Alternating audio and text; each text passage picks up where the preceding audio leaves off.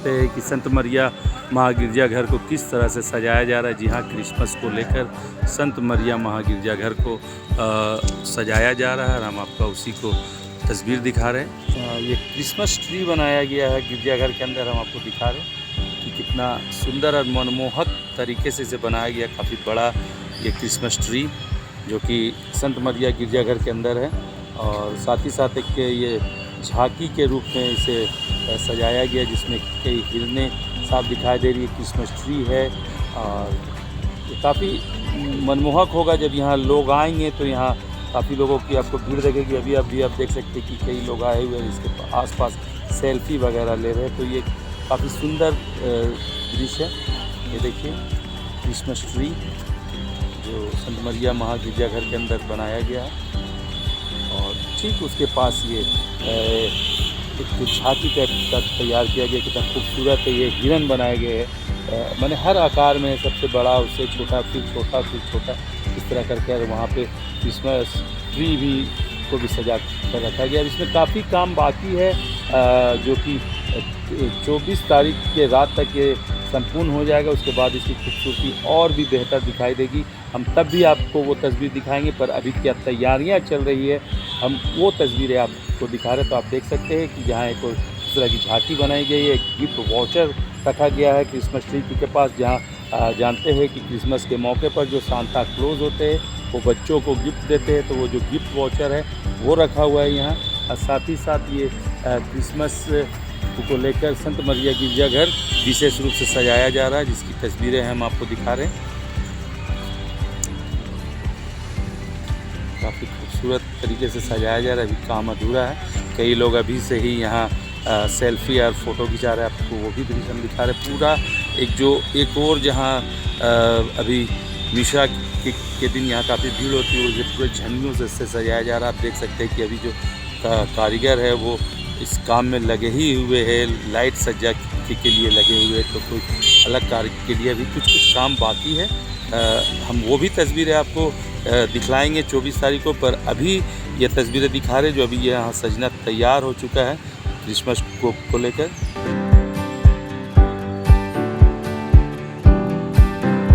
हम आपको दिखा रहे कि किस तरह से संत मरिया महागिरजाघर को सजाया गया है, ताकि जब 25 दिसंबर को यहाँ लोग मिसा करने आए तो एक अलग ही खूबसूरती दिखती है। आपको हम दिखा रहे कि किस तरह से संत मरिया की गिरजाघर को सजाया गया है।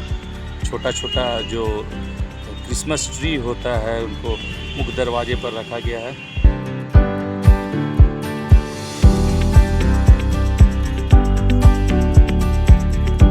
चारों ओर इसको सजाया गया है।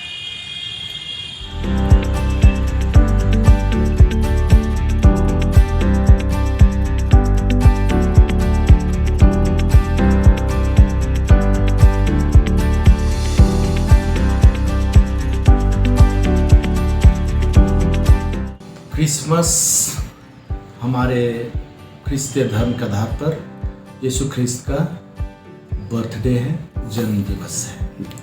इसको हम लोग क्रिसमस के नाम से जानते हैं। यह हम क्रिस्तियों के लिए एक विशेष दिन है, क्योंकि जिस पर हमारी आस्था है, हमारा भरोसा है और जिस पर हम अपने जीवन को समर्पित करते हैं। जब उनका बर्थडे हो, उनका त्यौहार हो, तो निश्चित रूप से हम उत्साहित होंगे और इसलिए हम सभी को बड़े ही हर्षोल्लास के साथ में इसकी तैयारी कर रहे हैं। और जब 25 दिसंबर हम इसे धूमधाम से उस बालक यीशु ख्रिस्त का हम बर्थडे मनाएंगे, जन्म दिवस मनाएंगे। इसकी तैयारी हम विभिन्न रूपों से करते हैं। एक है बाहरी रूप से। बाहरी रूप से आप जाइएगा, बाहर देखिएगा कि किस तरह से लोग सजा रहे हैं, गिरजाघरों को सजा रहे हैं, अपने घरों को सजा रहे हैं, श्रृंगार रहे हैं। अब पूरे रांची शहर में आप देख सकते हैं, शाम में आप निकलिएगा तो जिस तरह से लोग लाइट चलाए हैं, लाइट वगैरह की व्यवस्था किया गया है।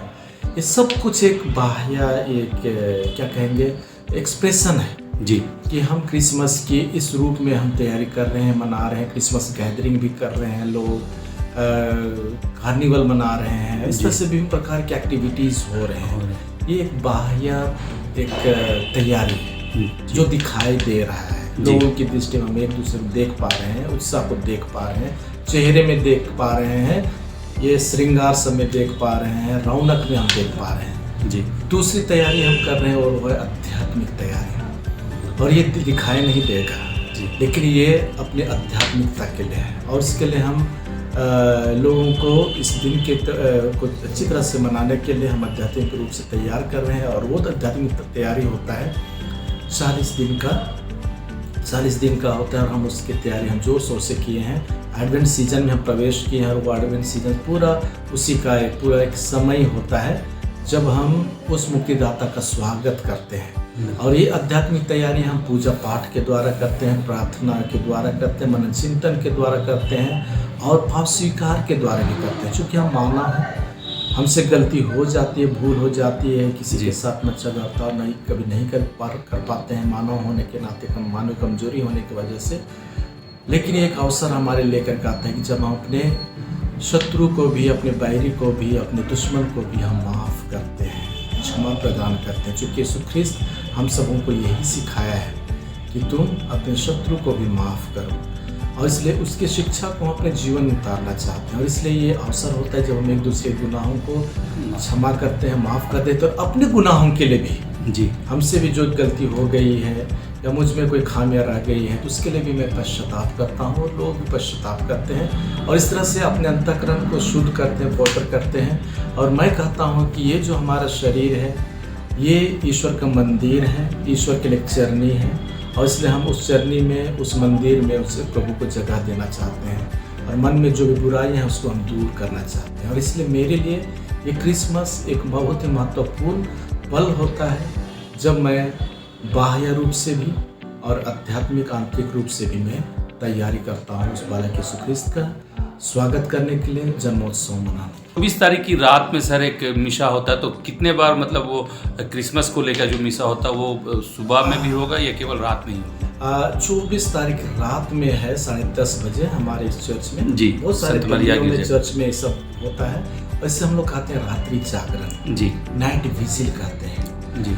और इस समय ये हम क्रिसमस के में उतर जाते हैं और उसको सेलिब्रेट करना शुरू करते हैं। और हमारा सारा सेलिब्रेशन, इस तरह का सेलिब्रेशन एक पूजा पाठ से होता है, मिस्सा से होता है, किस त्याग से होता है। और इसलिए हम उसको 10:30 बजे रात में गिरजाघर में संपन्न करेंगे, जिसकी अगुवाई हमारे आर्च बिशप विंसेंट आयंत करेंगे। जरूर हम पुरोहितगण रहेंगे और बड़ी संख्या में विश्वासी आएंगे।